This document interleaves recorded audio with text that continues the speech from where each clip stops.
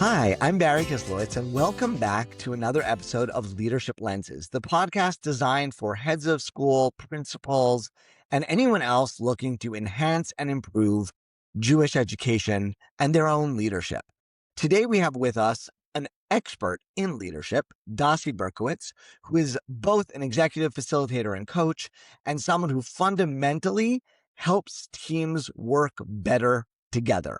And given that so much of what we talk about and do as heads and principals is about our teams, whether it's your senior leadership team, classroom teams, and others, we are thrilled to have Dasee with us today. And Dasee, we look forward to learning from you. I'm delighted to be here. Thank you so much, Barry, for having me. So before we jump in, just tell us a little bit about what you do when you're not busy recording podcasts, and maybe a little bit about how you got into this. Yes, absolutely. I got into this work because I came from the world of spirituality and family life, and I was interested in where grown-ups spend most of their time and how to make their lives there better. And after doing that for a while, and after my children became teenagers and I could no longer write about them, I moved into this line of work because so much of the way that adults spend their time is in the workplace as educators, as leaders in all sorts of ways, right? And in our workplaces. And so many people struggle in the workplace, and it has an impact on every aspect of our life, even when the vision and the goal and the mission of the workplace, especially in an educational setting, is so important. There's so much struggle there. So I wanted to find a way to bring my skills as a facilitator and as a coach to help adults just work better together and to figure out what tools and skills they can have in order to really make their vision and their mission happen. The world so desperately needs so much good stuff. So that was a little bit of my journey, and I've been doing it now for several years, working with for-profits, corporate businesses, nonprofits, both here in Israel and in the States. Amazing. Amazing. And so this is, I think, really on target with what we like to focus on. And maybe you can start by giving us some examples of what kinds of challenges or struggles do you typically see or hear in teams when you start working for them? So they call you in and they say, Dasee, help because what? They say help because there's not a lot of trust on our team. There is a lack of really good communication. Instead, there's a blame culture where when something goes wrong, we're looking who to blame first as opposed to take responsibility for ourselves. Or sometimes there's really a lack of clarity of roles, of who does what and what are the limits and boundaries of our roles. So those are some of the situations that I find that when people are calling me in. Amazing. And I guess the way you put that sounded very much like you diagnose that as you come in. But I'm betting when people call you, they don't say, Dasee, we have a lack of role clarity. They say, people are being annoying, right? Like my team's not getting along. And then you come and you're like, well, maybe there's trust issues, there's communication issues, there's relationship issues. And so if it's okay, I'd love to throw like a scenario or two out and let's bat them around and see what we come to, because I know in schools, and particularly if you're head of school, you may have a leadership team that includes your early childhood person, your elementary school and lower school principal, your middle school principal, your high school principal, and they've each got their own responsibilities, but you also are bringing them together as a team. And often what will happen, I know this is something that many heads I work with share with me over time. I brought my team together and they're in the room and we're trying to deal with a school-wide question, but the high school principal is only relating to it from their high school hat. And the early childhood director is only relating it to it from their early childhood hat. Like, how do I get them to care about the whole school and stop just worrying about their own part of it? Is I that love the kind of thing you've encountered? Barry, I love this question.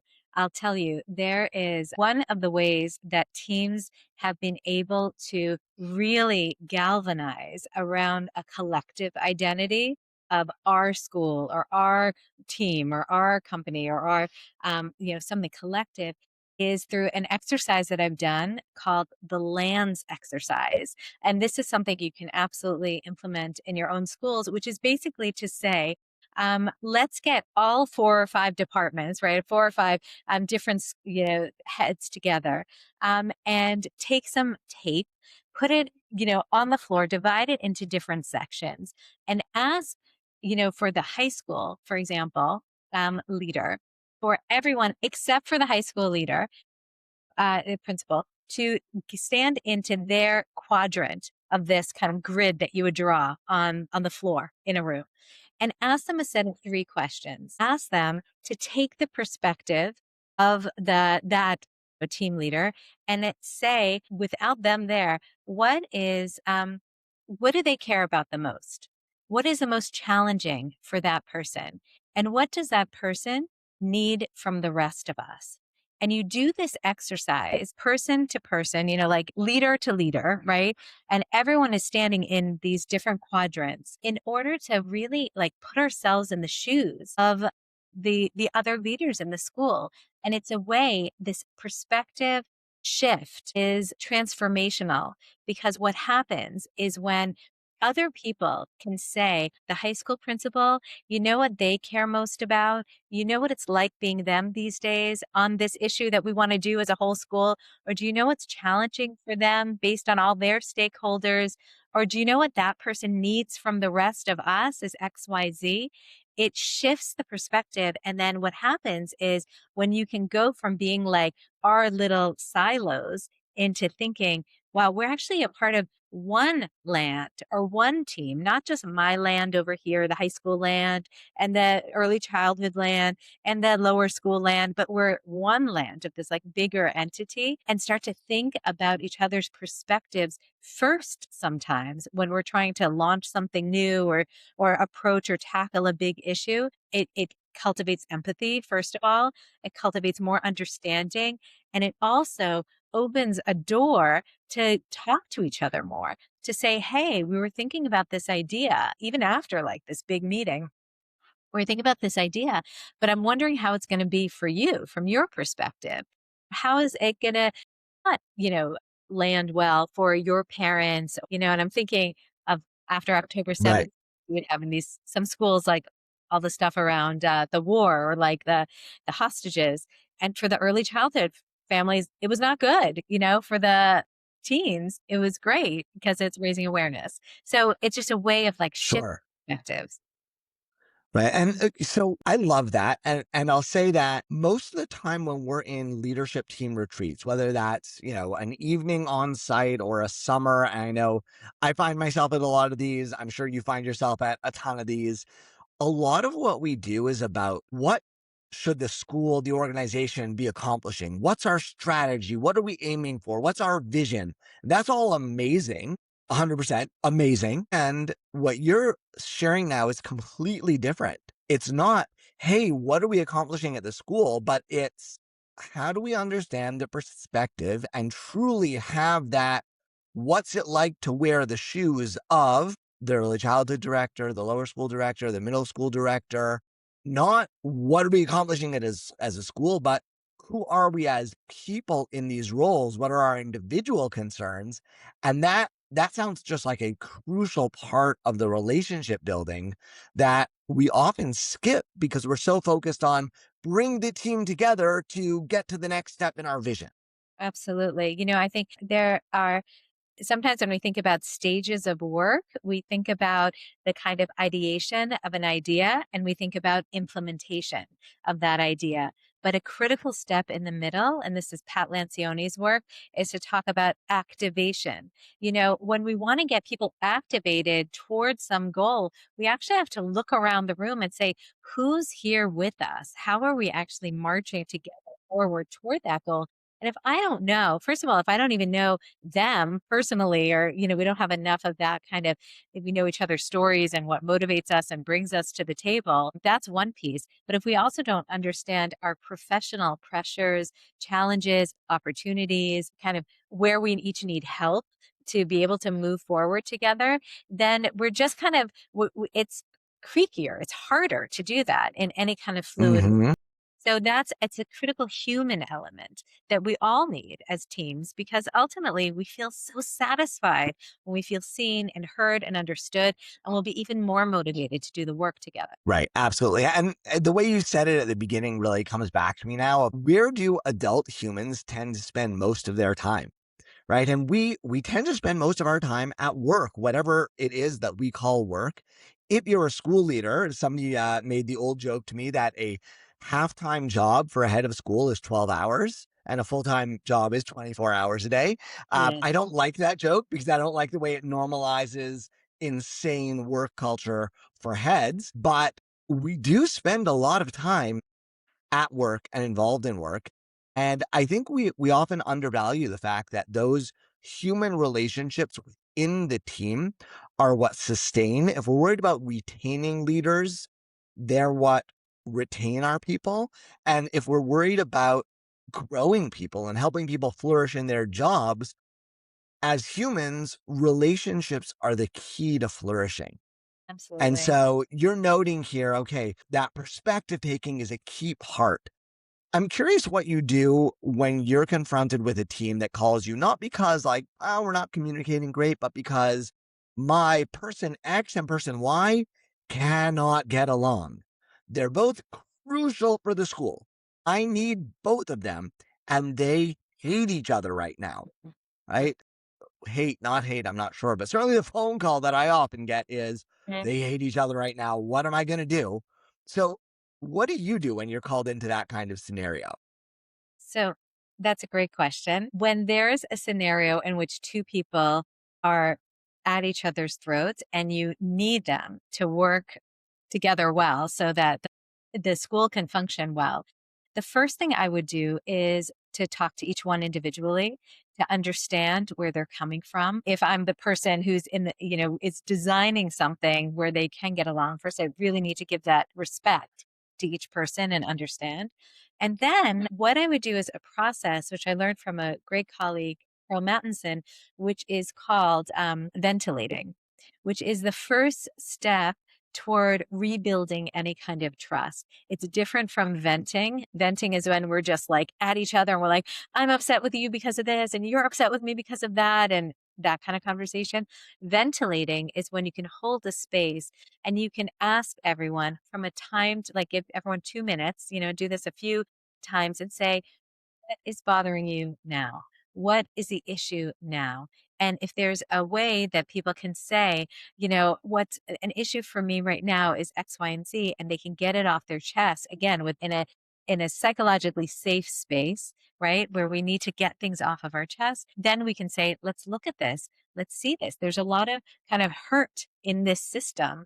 And what do we want to do with it? Do we want to hold on to it? We can. That's your choice. You can hold on to it if you like, but what's going to be of the relationship, or you can choose to let it go so that we can work together better. Meaning, we need to see people where they are and help them with a process of moving past it in an honest and respectful way. So that's one piece. That's one suggestion. Amazing. So, first of all, I also have learned from Pearl for decades, and I appreciate you mentioning her.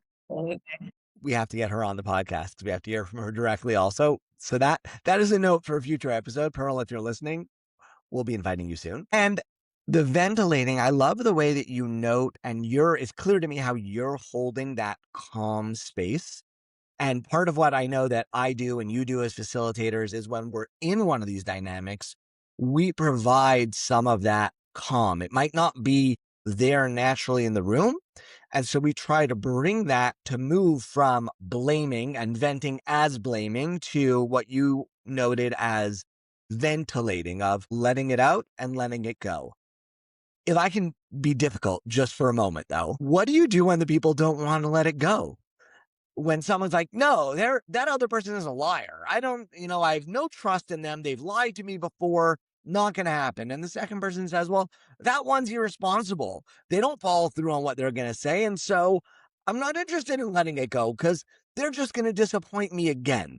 So what do you do when they don't Yeah, want to let it go? that's a great question, Barry. I think first thing I would do is say, what what will happen if we continue to hold on to our hurts? What will happen? Like for the system, for the bigger picture. And they'll name all sorts of things. And we can also say, what would be possible if we let it go? What could happen then? Meaning, I think it's important to have people buy into a vision that is bigger than them, because ultimately, there are people who are in the room, but then there are all sorts of people who are affected by the work that happens in the room. When two people don't get along, they can personally, if you don't get along with someone, you can choose in your private life not to spend time with them. When you're tasked at work to work together, I think a critical piece is understanding a stakeholder map, right? There are people in the room and what their issue is. Then there's a circle outside of them. Who will be impacted? Asking the question straight, who will be positively impacted by this going well? And I would start a session like that. And then they would name some people and who else would be impacted. Right? And you can get people to shift their perspective to say, it is too important. What's at stake here is too important if we continue like this, right? Our other colleagues will be impacted, the students will be impacted, the families will be impacted, the greater community would be impacted. So they'd be impacted negatively if you continue like this. They can be positively impacted as well if you have the courage to work through the issues that you're working through. So that's kind of like one, it's like a setting the stage piece, right? Doing a stakeholder map can shift their perspective a little bit. And another piece, which I think is important, is to flip the conversation from you, what you didn't do right, and all of these things to say, now let's bring it back to us and speak from a values based place. What's important to me? So in the workplace, this one's irresponsible and all of this. So what's important to me is responsible colleagues who follow up on say and do what they say they're going to do. So if I can speak from a positive values based place, it allows like possibility. Like if I can say, what's Mhm. important to me is responsibility with my colleagues, that everyone, holds up their share and is responsible for the work together. What happened was this one time such and such happened. And what my request is now is that we do it a different way. What do you think of that? Meaning, let's just flip the whole conversation from something that's about antagonism and blame by first creating a vessel that can hold it, doing a stakeholder map, and then frame the conversation to a positive values based one based on what's important to me. And then we can also get to know each other a little bit more about what is important to my colleague and what is important to me. And I think that really makes a difference. Right. And I love the way that what you're saying helps shift us away from the, attribution of negative motivations, which we all fall into. You fall into it when someone cuts you off in traffic, and you fall into it when somebody didn't respond to your email or didn't show up on time for a meeting. Well, they must be a jerk. They're irresponsible. They don't care about my time. And you're flipping that and saying, well, let's express what our values are on the Mhm. positive side and Absolutely. hear what the other person's values are. And I get to hear that your value might have been not letting this child in the hallway who you saw crying sit alone and to be with them and take care of them until whichever other adult could come and take over for you. And that's why you were late for my meeting, not just because you're a jerk. And on the flip side, we got to hear why it's important to run things on time, what all those values are, so we can hopefully give people that benefit of the doubt, which is much easier to say than it is to do. And it also reminds me of a major approach that Roger Schwartz takes. And he wrote like the basic textbook for facilitation, where he suggests always stepping back from solutions to talk about interests. So the solution is what I want to happen. I want you to show up on time. I want this program to take precedence, but step back and say, why? Why do you want this to happen? Why do you want this to take precedence? And when we roll back to interests, we discover two things. Number one, we have a lot of the same interests, Hmm. right? We both chose to work in a Jewish day school. Our values are probably not that different when you get down to them. And we can then find solutions or approaches that may be able to encompass both of our interests and really move us forward.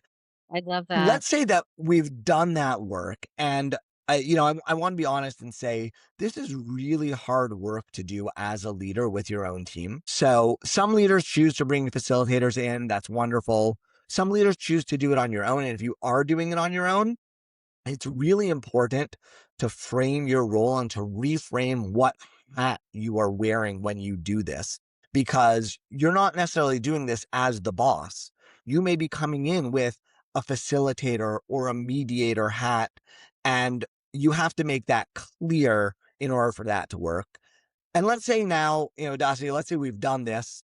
You've flipped the script, they're interested, and now they say to you, okay, but like, how do we prevent this from happening again? And what kind of structures and systems should we now be thinking about so that our team works together effectively? I love that question. The work that is essential to me is to take the theory and to put it into practice, or to take the summary of a meeting and make it happen.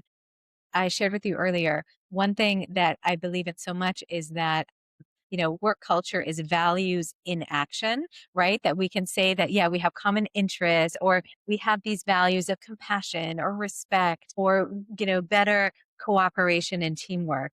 But until we say at the end of a meeting, what is one thing that if I do differently could make a big difference in our relationship, and naming it, being really clear about it, saying it out loud, and asking the people in the room to hold you accountable for it. When we do that, things can change and things can shift. And it's not big, it's small things, right? If we have one person who, kind of leads with their heart and is super compassionate in that example that you just gave, and someone else who is much more strict and boundaried around time and sees it as a sign of respect because they're working from that premise, a small behavior from that teacher might be, I will text you if I'm running late for a meeting, and that's what I'm going to do. That's what I'm going to commit to do. And the person who is, a stickler for the timing of the meeting, their behavior could be not, I I will welcome you openly when you come to a meeting late once I've heard from you, as opposed to roll my eyes or be dismissive or call you in afterwards, right? So it's these small behaviors, and we know that all of it, and also framing it in Jewish life, like we're a people of mitzvot and activity and action, right? These big ideas, they're nice, but until we link it to any kind of behavior change, little can shift. But when we do link it to behavior change, a lot can be different. Right. And I love that link, and I can see it in so many other ways, right? If it's a communication, I'm going to commit to letting you know before a decision is made or sending the following kind of updates. There's so many ways that this can come to action. One of the unique things about schools as opposed to other organizations is in a school, there is no time. Right. I remember when I moved from being a head of school to running an organization, I was like, whoa, we can sit and meet. Right. If we go 3 minutes over, the consequence was not two middle schoolers killing each other in the hallway. Like, we've got time. And in a school, there is no time. You are really eking out those precious minutes for meetings. And what that means is that we often leave meetings because we're running out. And what I'm hearing from you here in the application to a school leadership team is the meetings have to end with some record of commitments, some record of follow up. And what I always encourage the leaders I coach to do is keep a meeting log that is transparent and accessible to everyone. So you have your leadership team meeting. There is one file, spreadsheet, Google Doc, whatever works for you, where you record follow up items. And at the next meeting, you come back to that same document and you pick up where you left off. And what I'm hearing from you here sounds to me like, okay, well, if the follow up item is run that program, email that person, follow up on that teacher, there's also follow up items on here are the behaviors we're committing to put our values into action. And then that becomes part of what we pick up on. And so, taking what you said and just saying in schools, because time is so tight, we have to be all the more careful to document and set up the structures that really can make that work. Yes. Yes, absolutely. This idea of really identifying and being clear and concise and practicing. I'd also add another piece, that it's what you're saying about the meetings is that there's a boundary of time that you're trying to put around something that feels like, but everything you're reacting, you're in reactive mode all the time. And so even if it's 10 minutes, in the executive facilitation world, people say that sometimes you just have like a 10-minute huddle, and that's your meeting for, your daily meeting. It doesn't sit down after 45 minutes, but just a huddle. You stand up, you say, you raise up and appreciate any positive change that has happened from the last time. I noticed that you did text me when you were going to be late for the meeting. I noticed that you received me warmly when I attended that meeting. Whatever the thing is that you're working on, notice it first. Not only did we do it, but raise each other up, notice each other doing it. And then that is also something else that can kind of um, build the stronger muscle of better communication, better relating, more respect, more cooperation. Amazing. Amazing. I totally second and really support that kind of approach. And I love to hear you say it. We just mentioned time. And so we are going to be conscious of people's time. You and I think we could talk for another few hours about Yes, this, but absolutely. the people listening probably have to go run schools and organizations. So I want to thank you, Dasee, for being with us. It's really been amazing. For those of you who would like to learn more or are thinking, hey, some of these issues are happening on my team and maybe I need a bit of help, I would definitely encourage you to reach out to Dasee. You can email her at daseeb, DASEEB at gmail.com. You can also find her on her website, daseeberkowitz.com, or Dasee Berkowitz on LinkedIn, where she is a frequent poster of really worthwhile leadership insights. Dasee, thank you so much for being with us. Thank you, Barry, for the opportunity. It was a real pleasure. And for all of you listening, think about some of the key points that we've raised here. So, number one, when you bring your team together and you're thinking vision and strategy, don't forget to also think relationship. And if you can spend some time helping your people connect with each other and get to know one another on that professional but very human relational level, that can add a tremendous amount to your team. And then when you're working through issues, think about the ways that we just talked about of thinking beyond he said, she said, whatever arguments are going on practically, to roll it back to values, to roll it back to interests, and to try and find that common ground and then begin to create those small shifts in behavior and create the systems to hold yourselves as a team accountable for those behaviors. There's a lot there, but as I always say, pick one item, try it out, and please let me know how it goes. You can reach me as always, Barry Kislowitz on LinkedIn, Leadership Lenses on Substack, or at our website, kislowitzconsulting.com.